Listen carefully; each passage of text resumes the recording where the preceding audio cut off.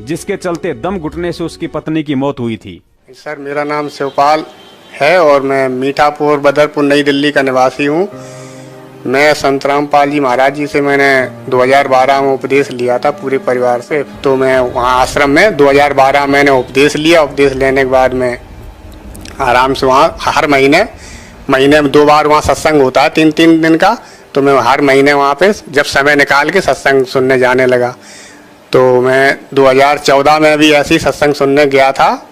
7 तारीख को मैं आश्रम गया था, 8 से 11 सत्संग था। तो वहाँ आश्रम पहुँचा 7 तारीख को शाम को। तो मैं वहाँ पे जब खाना वाना भंडारा खा के और उसके बाद जब आपस में भक्तों से बातचीत की तो वहाँ पता लगा कि गुरुजी का स्वास्थ्य ठीक नहीं है। 8 तारीख को सुबह में पता लगा कि वो गुरुजी का स्वास्थ्य सही नहीं है, इसलिए सत्संग सीडी द्वारा हुआ था। तो वहाँ पे जब 3 दिन तक सत्संग सुना, 8 से 11 सत्संग सुना, सीडी द्वारा हुआ। तो गुरुजी के फिर तबीयत सही नहीं हुई। तो और भक्तों से इधर उधर पता चला, सेवादारों से, कि अभी गुरुजी का स्वास्थ्य सही नहीं है, इसलिए वो सही नहीं है तो सत्संग करेंगे नहीं। तो मैंने सोचा कि अब नहीं करेंगे तो देखते हैं, गुरुजी के स्वास्थ्य होने की इंतजार करते रहे कि इंतजार कर लूं तो दर्शनार्थ से ही रुक जाऊं। फिर मैंने कहा गुरुजी का यहाँ तक आए हैं तो गुरुजी के दर्शन करके ही जाना चाहिए। गुरुजी के दर्शनार्थ से रुक गया। गुरुजी के दर्शनों के लिए जब 14 तारीख तक गुरुजी के स्वास्थ्य होने की नई खबर मिली कि नहीं, स्वस्थ अभी नहीं हुए हैं, तो 14 तारीख को मैं वहाँ से आश्रम से निकलने लगा कि भाई अब अपने घर चलें, गुरुजी स्वास्थ्य अभी नहीं हो सकते हैं और डेट भी कोई फिक्स नहीं है कि कब तक सही होंगे। तो फिर हम निकलने के लिए हमने जब कोशिश करी तो आश्रम को चारों तरफ से पता चला कि पुलिस ने चारों तरफ से घेर रखा है और पता नहीं इनके ऊपर क्या, मुझे तो कुछ पता नहीं था भाई कि इनके ऊपर क्या केस है, क्या इल्ज़ाम है, क्या है, कुछ नहीं, मुझे तो कुछ पता नहीं था। अपने छोटे परिवार के साथ में वहाँ था ही।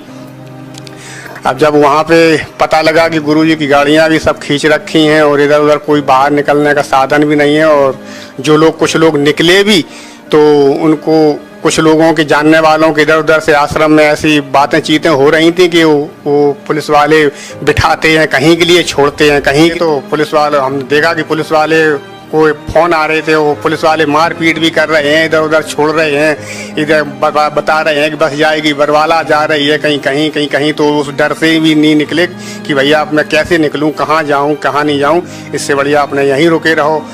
अब उसके बाद में पुलिस वालों का वैसा व्यवहार हुआ कि 18 तारीख को अचानक इन्होंने 12 बजे के करीब में, 12 बजे के बाद हो या टाइम, इन्होंने ऐसे ताबड़तोड़ हमला किया कि उसमें इतनी, मतलब 2-3 घंटे 4 घंटे तक लगातार इन्होंने इतनी ईंट पत्थर गोला जो भी है और ये रॉकेट बम और ये आंसू गैस के गोले, इतने उसके टीन है, ऊपर से टीन, जो जहाँ हम लोगों ज़मीन पे लेटते हैं वहाँ मैट ऐट बिछे होते हैं, वहाँ बिस्तर कुछ वैसा नहीं होता, कोई तो ज़मीन पे अपने लेटे हुए हो। तो इतने उसके अंदर टीन के अंदर इतना धुआं हो गया, और पानी पहले से काट रही रखा था, बिजली पानी, इतना धुआं हो गया कि मेरा एक छोटा बच्चा भी था, उसकी भी दम घुटने से लगी। और वहाँ पे इतना हाहाकार मच गया, बुरी तरह इतना डर का माहौल हो गया कि पूरी पब्लिक इधर से उधर। तो उसी में मेरी पत्नी को दम घुट गई उसकी, और मेरे सामने से वो एकदम से बेहोश गिरी और मुझे वो मूर्छित मिली।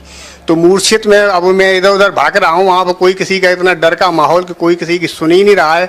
और पुलिस वाले फिर भी रुकने को तैयार नहीं, दे दनादन मारा।